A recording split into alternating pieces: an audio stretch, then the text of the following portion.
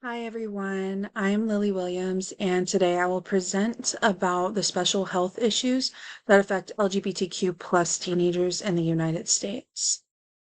I am concentrating on people who are between 13 and 24 years old, who are lesbian, gay, bisexual, transgender, queer, or questioning.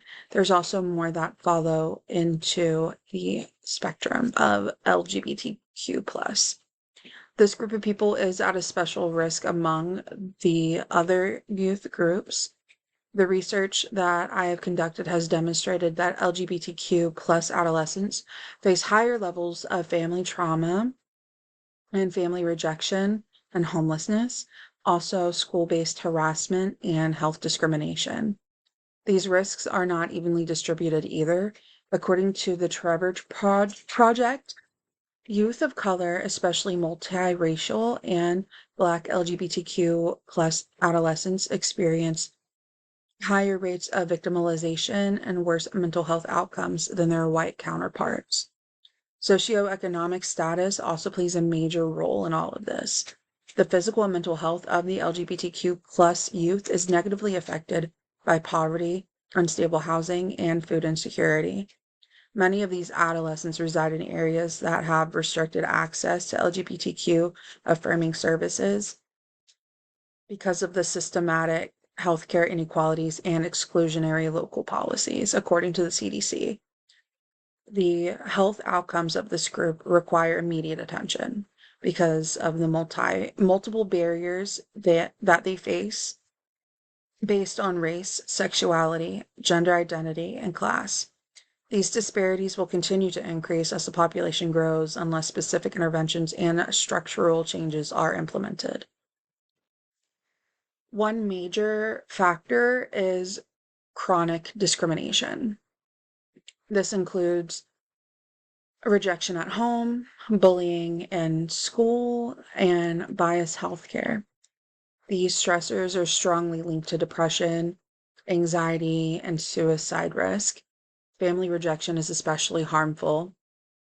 And the LGBTQ youth who are rejected by their families are more than 8 times more likely to attempt suicide. On the flip side of this, family support can also drastically reduce those risks. As mentioned before, economic barriers also matter. For the LGBTQ plus youth specifically, those who are multicultural, multiracial, or transgender are more likely to live in poverty and lack access to mental health care. Many can't afford therapy or don't feel safe in accessing care. In schools, exclusion and identity and erasure also takes a toll. A lack of inclusive policies and cultural understanding increases distress, particularly for the youth of color within this spectrum. Overall, the key determinants here really are rejection, poverty, racism, and overall just exclusivity, all of which directly impacts the mental and physical health of this population. Epidemiological analysis helps us measure the health problems affecting this community through the following examinations. The combination of systematic discrimination with stigma creates substantial mental health inequalities among LGBTQ plus adolescents. The Trevor Project surveyed LGBTQ plus youth in 2021 and found that 42% seriously thought about suicide, while 14% made suicide attempts during the previous year. The suicide attempt rates among transgender and non-binary youth were even higher, since 52% considered suicide and 20% actually made attempts. The CDC in 2023 shows that LGBTQ plus adolescents face higher rates of self-harm and substance abuse as well, and chronic psychological distress than their heterosexual peers. The Trevor Project also found that multiracial LGBTQ plus youth experience the worst mental health outcomes because they face increased stress from their multiple identities and multiple forms of discrimination. As I mentioned before, the LGBTQ plus adolescent population faces higher rates of mental health problems, according to current research. The CDC reports that the LGBTQ plus youth face a fourfold increase of suicide attempts compared to heterosexual youth. The significant difference between these groups demonstrates why mental health support should become an immediate priority for this population. The psychological challenges that multiracial LGBTQ plus adolescents encounter differ from those experienced by other groups as well. The Trevor Project shows how identity and invalidation combine with exclusion and discrimination results in worse mental health outcomes that lead to increased depression symptoms and anxiety, and also trauma responses. The LGBTQ youth experience adverse childhood events as well at much higher rates than their heterosexual counterparts because they often face violence and abuse and rejection. The research conducted by Craig et al. Demonstrated that traumatic experiences in both number and severity directly lead to mental health issues, including depression and PTSD, also anxiety disorder. The identified challenges require us to evaluate prevention strategies at different levels. The goal of primary prevention is to prevent health problems from developing in the first place.